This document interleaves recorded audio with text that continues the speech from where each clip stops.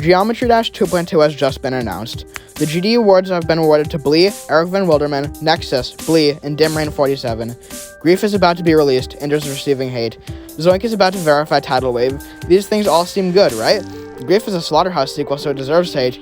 We've been waiting for 2.2 for 6+ years. Acheron has been top 1 for ages, and Change of Scene is absolutely legendary. The game is perfect. No. The state that the Geometry Dash community is in is terrifying, and we need to address these issues or the game may never recover. Top 1s.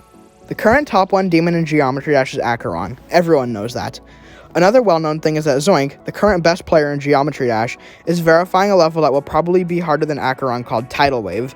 Tidal Wave is kinda weird. I personally don't like it. Some people feel the opposite. Zoink is obviously having fun with it to be still verifying after a fail at 90 and 95. Whatever your opinion is, Tidal Wave is fine. I don't care that Tidal Wave is being verified. I wouldn't mind having a new top 1, but there are better options. How many better options are there? Well, if you take a video of 20-second clips of every top 1, you'd have a video that's 45 minutes long. If you do the math, that's 135 possible top 1 extreme demons. So why is this a problem? Well, check the recent rated tab. Choose a level, any level, preferably a non-demon. I chose Geometrical Decade. Now take a top 1. I chose Blood in the Water. Blood in the Water is an impossible level, redecorated and rebalanced to be top 1. Now, Geometrical Decade is a hard level, 5 stars, made to celebrate the 10th anniversary of Geometry Dash. Looking at a side-by-side of comparison of Blood in the Water and Geometrical Decade is far better. It's more colorful, more interesting, and probably by far more fun, considering it's an absolute pain to get even 10% on Blood in the Water. If you do this with almost any other level, you'd find that the 6, 7, 8 stars all follow the same pattern. Comet is better than Poltergeist Infinity, Starfall is worse than Ascension, the list goes on. You see, these easy, high-quality levels are overshadowed by top 1s, which are already overshadowed by the few good top 1s, like Oriki and the Amethyst. And do you know how many of these will actually be placed on the demon list? I think about 5. Out of 100+ top 1s, only 5 will be decorated and beaten. So why even overshadow these great, easy levels with garbage, unoriginal top 1s? And why is the community so hyper-fixated over these? Toxicity. So, Grief, the Slaughterhouse sequel. The crappy level with unoriginal gameplay, mediocre deco, and it's almost impossible, so it sucks, right?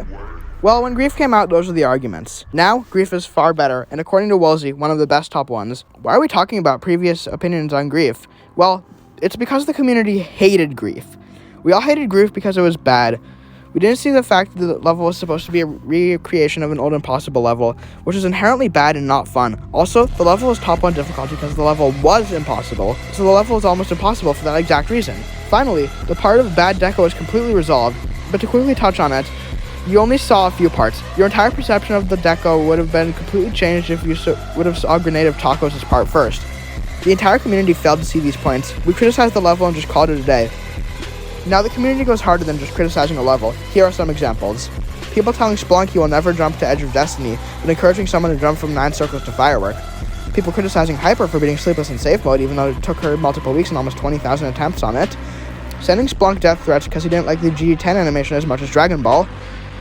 Someone holding a 6-month grudge against Flingus because their deco didn't fit the standards of the collab they were in. And someone criticizing my gameplay on my first time trying to make a legitimate boss fight. The list goes on. My point is, stop the fucking criticism. You can give feedback, you can say that you don't like something. What you can't do is be an asshole about it. I had to kick 2 members from my Dasher respectfully because I'm not a jerk. So, please, before you start screaming at someone, think about what you have to say. If you don't have anything nice to say, don't say it. And that being said, you can give constructive criticism, considering you are trying to help the creator improve. Bias. Blee. I'm assuming you all know Blee. They're pretty popular. I mean, they won 2 awards. How would that not be popular? Well, I don't think Blee should have won any awards. Don't get me wrong, Blee is an incredible creator, but there are creators that are far better. CD Music made Minus Dry almost entirely on their own, and I don't really like Minus Dry, but them getting the award for that would have still been cool. Sputnik created a coding language in GD, and used that coding language to create another coding language, and they still didn't win. Why couldn't Mindcap have one? They hosted Limbo, and Limbo was so popular that they felt the need to make merch for it. Woolsey should have won. They could consistently make epic levels in the span of a week. Have you seen Rafer? They made the Tempest and the 2.1 boss fight animation. I could go on, but you get the idea. Okay, show of hands. How many of you actually heard of Blee before Change of Scene? My point is, while Blee is legendary, there are far better options, and Bias goes further. Riot's Demise is not a good level, but there are many people who still like it because it's Bloodbath. Going back to Grief, people hated it because it was a remake of Slaughterhouse, an already hated level. Everyone likes Carmel even though they make the worst gameplay known to man. Whatever it is, the amount of bias in this community is ridiculous. 2.2. Hype for 2.2 is real. It's coming out in October, and the only thing that the community can actually agree on is that this will be legendary. In that case, I guess I'm not part of the community. 2.2 will enhance the previously stated issues. With all the new features, top 1s will be created faster than insect reproduction. New orbs, swingcopter, random triggers, vertical movements, and many other features will be implemented, each feature giving creators a chance to make more difficult levels. The part of the fandom that expects Unreal creations in 2.2 will be disappointed when the levels being rated aren't as good as the ones in 2.1 because the creators are getting used to the new features. We saw this in 2.0, when it took creators months to get used to the editor, and now that the community is so toxic, we'll see the same thing happen again but with a lot more hatred. And while small creators are receiving disrespect, big creators will not receive this criticism because, well, bias. And considering the massive scale of 2.2, I don't think I even want it. I'd rather just ease into the update, a few features a week, so we can get used to the new editor.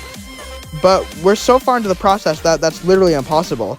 At this point, I'm not sure if I even want 2.2. Thanks for watching. I'm not going to do a major outro or anything, but let's say this. If you enjoyed the video, don't subscribe. Instead, share the video with some friends, people in the community, anyone, just to spread awareness for these issues. Again, thanks for watching. Let me know what you think in the comments, and have a good one.